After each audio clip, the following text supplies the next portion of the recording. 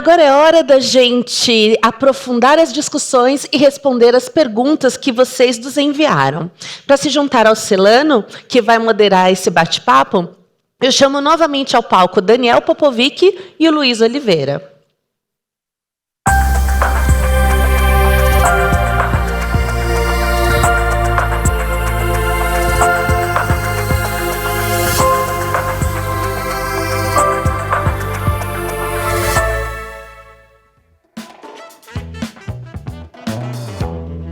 Bom, estamos de volta, né? Agora todos representados, né? Todas as expectativas. Acho que a ideia aqui é a gente fazer um Q&A pensando um pouquinho também no efeito prático, né? A gente quer ser talvez o menos técnico possível e o mais prático possível nessa discussão dos painéis, né? Então, acho que assim, já começa uma pergunta aqui para mim, e aí depois eu vou pegar aqui para o Luiz, porque veio nessa ordem, eu estou tentando me encontrar. Como é que esses investimentos, né, multimercados podem complementar uma carteira de renda fixa e renda variável? Eu acho que, usando um pouco do que o Daniel falou e que o Luiz falaram antes, eu acho que a diferença é simples, né? Uma você compra uma classe de ativo muito específica, que é a renda fixa, no sentido de eu estou buscando, como o Luiz mostrou, que tipos de retorno, proteção, retorno absoluto, né, aquele gráfico que ele mostra circular, mas numa classe de ativos específica que tem um beta também, né? A gente vê que tem um beta e eventualmente você tem uma situação onde o juro sobe, você sofre, depois o juro recupera, então ninguém queria saber de renda fixa lá fora porque não rendia e tudo mais. E na renda variável a mesma coisa, o Juliano mostrou muito bem, mas o Daniel também mostrou a representatividade da Bolsa brasileira lá fora com a Bolsa aqui. De toda sorte, quando você esquece um pouco o Brasil e fala, tá bom, vamos olhar do ponto de vista de quem está em dólar lá fora e cuja oportunidade da dólar.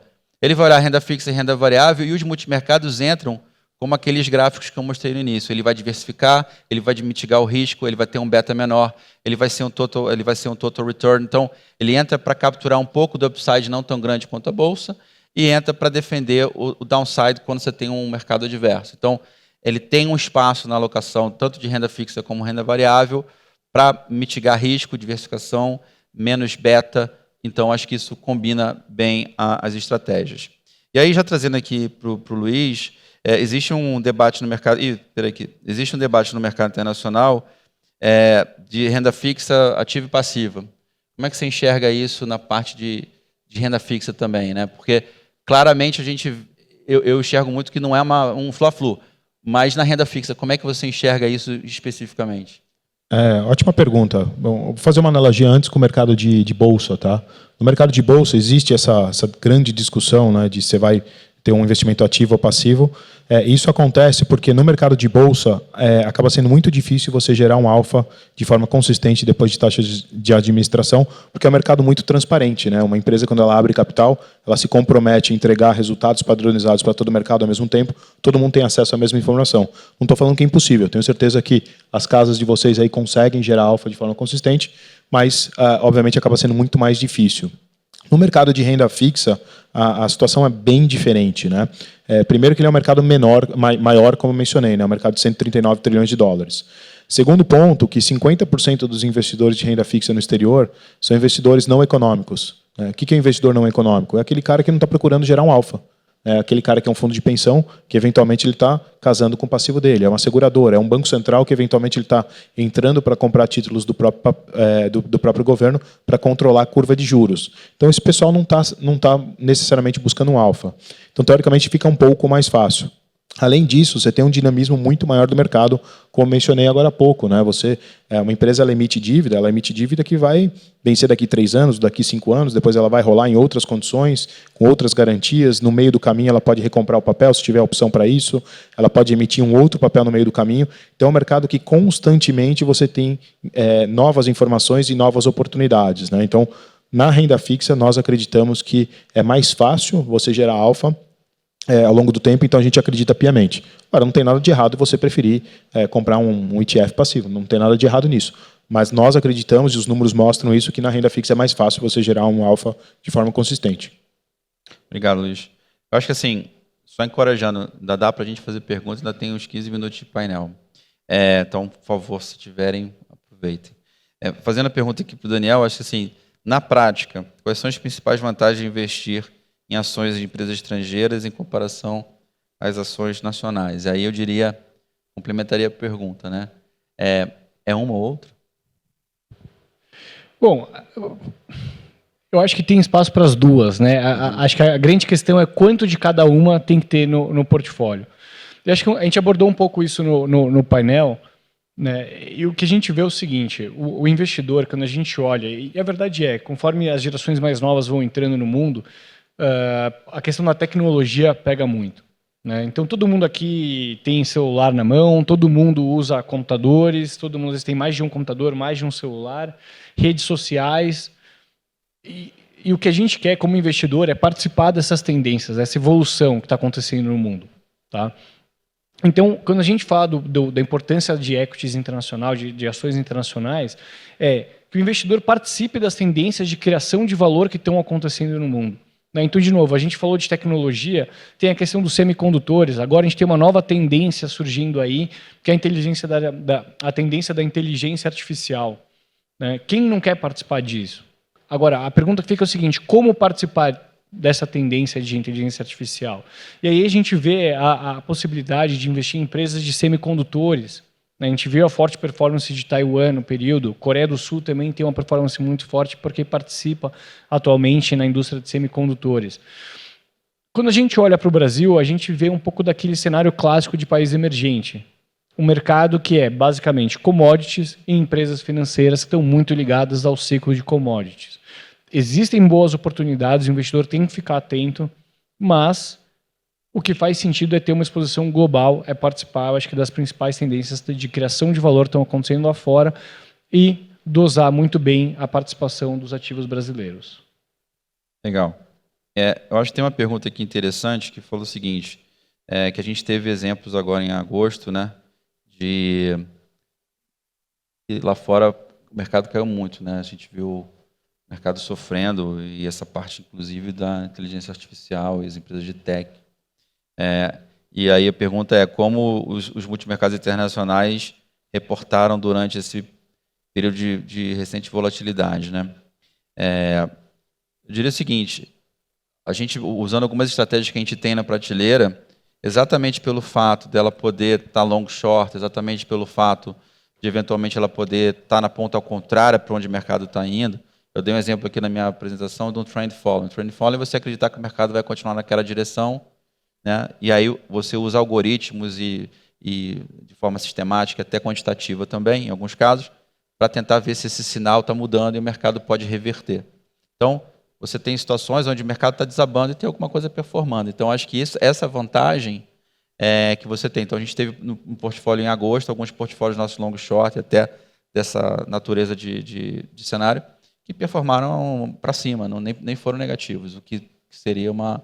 Por isso que eu digo a combinação entre você ter bolsa lá fora e tem o beta, mas eventualmente você tem uma proteção para quando esse beta eventualmente for contra você, você tem um multimercado e tem a renda fixa do outro lado, né? E aí, o que aconteceu recentemente foi essa relação entre renda fixa e renda variável, né, que você tinha lá o portfólio 140 não funcionar.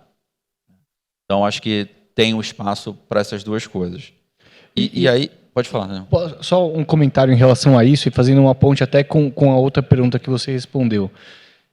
Talvez uma forma técnica mais simplista de olhar para a combinação de renda variável, renda fixa e alternativos é que a gente vê que a renda variável tem uma volatilidade muito grande, a combinação com a renda fixa ela traz uma estabilidade maior para o portfólio e os alternativos eles tendem a adicionar aquele Sharp, ou seja, eles vão ajudar o portfólio a buscar os retornos até as exposições desejadas, mas você tem uma melhor relação de risco e retorno. Eu acho que esse exemplo do que aconteceu em julho e em agosto foi muito importante. A gente viu ali, principalmente as classes de ativos alternativos, defendendo muito o portfólio. Elas adicionam, de novo, usando o termo técnico, uma convexidade que é muito desejável para o portfólio. Eu colocaria também, assim, tem uma outra pergunta aqui, falando sobre, que a gente não abordou, né? Mas acho que vale a pena a gente falar, dado que o painel é plural. Como é que a gente olha os ativos e líquidos em dólar, né? E se a gente tem intenção de trazer isso para o Brasil. eu começo aqui, mas vocês fiquem à vontade para falar, eu vou falar bem rapidinho. Eu acho que tem um espaço, mas eu acho que o que a gente viu aqui muito é o dinheiro que está no Brasil, o cliente ainda pensa muito em reais. Então, é difícil você trazer um portfólio para o Brasil que está em dólar e ele captar. A gente tem essas experiências aqui nas casas representadas, que você lança o mesmo fundo no Brasil, com hedge cambial, em reais, para ganhar de CDI. Aí você lança o mesmo fundo, porque eu acho o fundo cambial a maior furada que tem. Então, você vai comprar alguma coisa que renda em dólar, né, que te dá algum cash flow. Então, você vai e compra alguma coisa, vamos dizer, renda fixa em dólar, né, o fundo do Luiz em dólar. Ok. Pô, o dólar anda, o cara fica apavorado, mas não foi o dólar que andou, foi o real, né? Só para deixar claro, né? O dólar está lá, o real é que balança.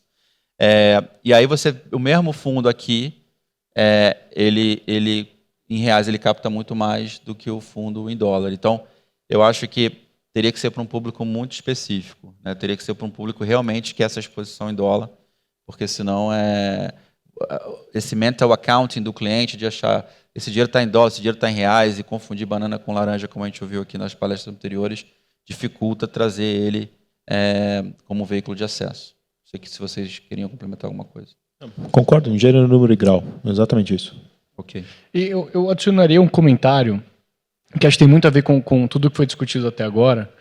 Ativos e líquidos, eles têm uma atratividade, eles têm um propósito, eles têm uma oportunidade muito grande. Tá? Mas o que a gente vê aí, conversando com vários investidores brasileiros, é que ainda falta exposição aos mercados líquidos, seja de renda variável, seja de renda fixa, seja de alternativos. E acho que o principal ponto, a gente muitas vezes, até pegando um gancho com a discussão de alocação passiva ou alocação ativa, eu diria que essa pergunta ela é secundária em termos de importância, porque a primeira ponto, acho que a coisa mais importante é a decisão estratégica do investidor em buscar a ter uma exposição internacional, de uma forma consistente. Né? Uma vez que eu tenho uma posição consistente lá fora de renda variável internacional ou de renda fixa internacional, será que agora é hora de eu adicionar uma parcela de private equity? Será que é hora de adicionar uma parcela de crédito privado? Aí é uma pergunta que acho que fica para depois. Mas é muito importante essa posição ter uma consistência dentro do portfólio. Acho que tem uma pergunta aqui muito boa, que é o seguinte. Quanto mais eu conheço do mercado internacional, eu vejo que o Brasil ainda é pequeno e limitado. Né? A gente até ouviu um pouco isso, até o Werneck falando sobre o tamanho das posições, né? O tamanho de secundário e tudo mais. Você pensa assim, meu cliente também pode pensar, como internacionalizar sem bater no Brasil? Uma boa pergunta. É um pouco do que eu falei no final da minha apresentação aqui, que a única coisa que eu consigo afirmar, não consigo dizer quanto vai ser o dólar no final do ano, todo mundo me pergunta, mas eu não vou saber, né? Principalmente perto do Natal, que a família quer fazer essas perguntas. Né? Você trabalha no mercado financeiro? Então, Aí vem aquela pergunta. Aí eu pergunto, quando você vai comprar $1.000? Eu falei, tanto faz, você compra o que você quiser. Mas, no final, né, todos devem passar por isso, mas um pouco do que eu falei aqui no final da minha apresentação é o seguinte, eu posso te afirmar que combinar as duas coisas é melhor. Então, eu vou começar a dar o exemplo, se vocês quiserem complementar, por favor. Você ter renda variável no Brasil, e fora é melhor, ponto. Porque você vai descorrelacionar, você vai ter acesso a setores que você não tem, e você vai participar de crescimentos que você não participa no Brasil. Significa que eu não tenho que no Brasil? Não significa que você não tem que ter. Mas se você tivesse que escolher talvez você escolhesse fora, porque é maior, é mais amplo e tudo mais. Mas a combinação dos dois certamente é melhor, ponto. Renda fixa no Brasil e fora, a mesma coisa. Você tem uma situação onde o ciclo de crédito no Brasil está descorrelacionado do ciclo de crédito lá fora. A gente tem o Brasil subindo juros e lá fora caindo juros, que a gente não esperava isso. Se a gente pegasse essa mesma época do ano passado, todo mundo estava achando que o juro hoje estaria em 8, 9, né? A gente está subindo juros, com o Fed descendo juros. Então, assim, totalmente desconectado. Então, esses ciclos são diferentes. Então, se você tem um spread lá fora que você consegue ainda capturar para o Brasil, redeado para reais eventualmente, ainda com as fricções que o Silvio comentou sobre o custo do hedge, mas traz acima do CDI, você tem uma fonte de alocação que independe ou depende menos do spread local, que pode estar amassado pelo excesso de demanda naquela classe de ativo. E o multimercado é a mesma coisa. É o papo da esquizofrenia do tarja preta que eu falei aqui. Se você compra multimercado no Brasil, que tem um monte de gente versando sobre juros fora, moeda fora, bancos centrais fora, e você compra esse cara e ele tem que gerar alfa lá fora. Bom, se todo mundo está gerando alfa lá fora, eles não estavam dando 50% do CDI, né? Porque está tudo gerando fora. Então, você precisa combinar com o que está fora e dizer assim, bom, quem já está fora e faz isso há 20, 30 anos e tem as equipes lá fora, tem expertise lá fora, tem que gerar algum edge e gera. A gente acabou de provar isso aqui nos números. Mas o jeito de não bater no Brasil é complementar a exposição de Brasil com a exposição fora. Então, você pega a carteira do seu cliente e fala, renda variável, como é que está? Não é Ibovespa, é renda variável. Renda fixa, não é o CDI, é renda fixa. Então, na hora que você começar a pensar assim, você consegue incluir isso na carteira do seu cliente, o nível de sofisticação aumentado, você faz a experiência dele ser menor, porque no momento de estresse você tem uma cota melhor para dar na carteira dele, e aí, aos poucos, você vai controlando esse beta que o teu cliente pode ter nos portfólios. Ou talvez uma outra forma da gente enxergar essa relação de eu vou ter internacional sem bater no Brasil. Né? Na minha apresentação, a gente mostrou um pouco o peso do Brasil dentro do que é o mercado global de ações. Né? E ele é, hoje, algo em torno de 0,6%. Então, mesmo que a gente acredite, eu acho que, ou melhor, colocando, quando a gente vai construir um portfólio, tem várias formas. Mas uma das formas é você olhar o mercado global, o mercado total, e definir como você quer se posicionar, o que você quer priorizar dentro desse mercado. E isso é um approach, acho que, prático. Por quê? Porque hoje qualquer investidor consegue facilmente comprar, investir em algum veículo passivo ou ativo que dê exposição ao mercado global. Então, quando eu tenho um mercado global, do qual o Brasil corresponde somente 0,6%, qual que é, mesmo que eu acredite muito no potencial do Brasil, quanto que deve ser meu desvio ativo versus esse mercado global? Quanto de Brasil eu quero ter para estar bem diversificado, mas expressar minha preferência pelo mercado local? Se a gente for para 1,2, a gente está dobrando a posição. Se a gente for para 2,4, a gente está multiplicando por 5 o peso de Brasil no portfólio. Então não é uma questão de bater no Brasil, que o Brasil é ruim. Não, o Brasil é bom, o Brasil tem ciclos muito bons, tem oportunidades a serem capturadas. Mas eu bato nesse ponto de a dose ela é essencial. Né? Como tudo, em certa dose ela é um remédio e uma dose maior ela pode ser um veneno. Então tem que tomar muito cuidado com a construção do portfólio. Legal. Luiz, tem uma pergunta aqui para você, falando assim, a gente teve muito evento de crédito no Brasil esse ano, né? Como é que funciona no mercado internacional, quando tem esse tipo de evento? Acho uma ótima pergunta, né? As pessoas tratam evento de crédito no Brasil como, tirando a questão de fraude, obviamente, né, como algo esotérico, e as pessoas assumem que crédito no Brasil você não tem que ter volatilidade. Recebo muito essa pergunta aqui no Brasil, se algumas estratégias que a gente tem aqui, se elas são de risco de mercado de crédito. Isso no mercado internacional não existe. É um mercado que tem liquidez, tem profundidade, e o crédito lá fora ele é marcado a mercado e ele tem volatilidade sim, né? Então, não tem uma distinção clara entre risco de crédito e risco de mercado. Lá fora, crédito tem risco de mercado, sim. Lá fora é natural você ter eventos de crédito ao longo do tempo. Um bom gestor, muito provavelmente, ele vai ter um índice de default muito menor do que os índices, mas ele vai ter algum default. E como o mercado é muito profundo, muito líquido, e você consegue diversificar com o número de papéis e companhias, muitas vezes o cliente nem percebe que teve um default na carteira, porque ele tem posição de 0,5%, 1%, 0,2%. Então acontece um default, você acaba nem percebendo. E outro ponto que é fundamental é que lá fora, quando você tem um default, normalmente você tem uma recuperação. Né? O papel desaba de preço, né? Ele vai para normalmente 0,20, 0,30 centavos do dólar, mas depois você entra com advogados, etc. Normalmente você tem uma recuperação. Esse papel pode voltar para 0,70, 0,80, etc. Há casos, inclusive, que a Pinco, por exemplo, ela atua comprando esses papéis que entraram em default, que tem muitos investidores que são obrigados a vender, no pior momento possível você compra, e aí você senta no board de renegociação para ditar os seus termos nessa renegociação. Então isso é normalmente muito natural. Até me espanta um pouco quando as pessoas assumem que fundos de crédito aqui no Brasil não podem ter default. Isso é muito natural lá fora. É muito engraçado, porque na realidade o brasileiro estava acostumado a ter um accrual, né? Ele ganhava 100, 101, 102, 103. Quando aquilo cai, ele falou, o que aconteceu? Não era renda fixa? Né? Era renda fixa, mas não era renda garantida, né? Acho que o nome de batismo não estava muito bom. Né? Tem uma pergunta aqui que é difícil de responder, mas acho que vale a pena ter um pouco do insight de cada um de nós, porque acho que não tem uma resposta certa. Né? Então, assim, a gente falou um pouco dos fundos multimercados, deixou claro aqui que os fundos, né, investem em mercados internacionais, mas têm sofrido. Né? A gente vê isso e a gente vê, então, que o grande retorno desses fundos é mais macro-Brasil do que internacional, né? Pelos números. Né? Não todos, você vê que tem alguns que batem o CDI, então não é uma generalização. Mas a gestão especializada lá fora tem performado bem já há bastante tempo dos mercados que operam, estando fora e fazendo isso há muito tempo. Então, num cliente com perfil moderado, né, quanto seria a alocação de renda fixa, multimercado, global, tal. Então, assim, eu começaria respondendo o seguinte: na minha visão, o cliente que tem 300, 1 milhão de reais, ele precisa ter uns 30% que rendam em dólar. Né? Não estou dizendo que precisa estar denominado em dólar, mas que tenha a fonte, o alfa, o retorno vem de fora, não é Brasil, não é ciclo econômico Brasil. Você já está no Brasil. Né?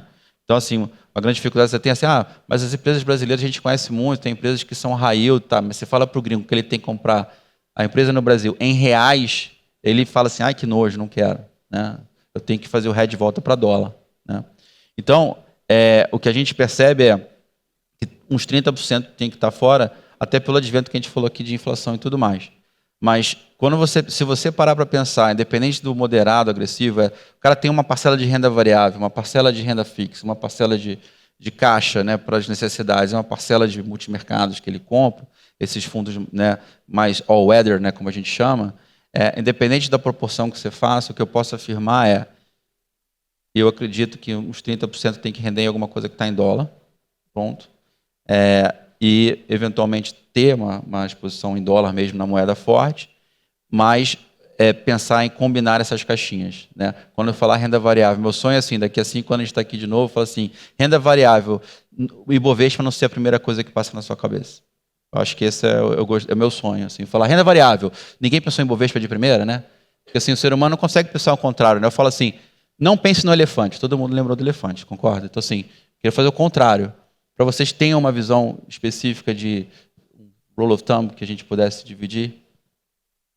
Acho que em termos de percentuais, né, óbvio, tem que respeitar o perfil de cada investidor. A provocação que eu sempre faço para o investidor é o seguinte: você ter 1% no exterior vai fazer alguma diferença? Não, né? É que nem o teu parente que quer comprar $1.000. Não vai fazer muita diferença. Exato. Ter 100% talvez seja muito para a grande maioria das pessoas. Talvez alguns clientes queiram ter. Qual o número que faz sentido para você? E normalmente 20%, 30% no exterior é algo que já te traz um grande benefício de diversificação e te dá uma grande chance de ganhar dinheiro.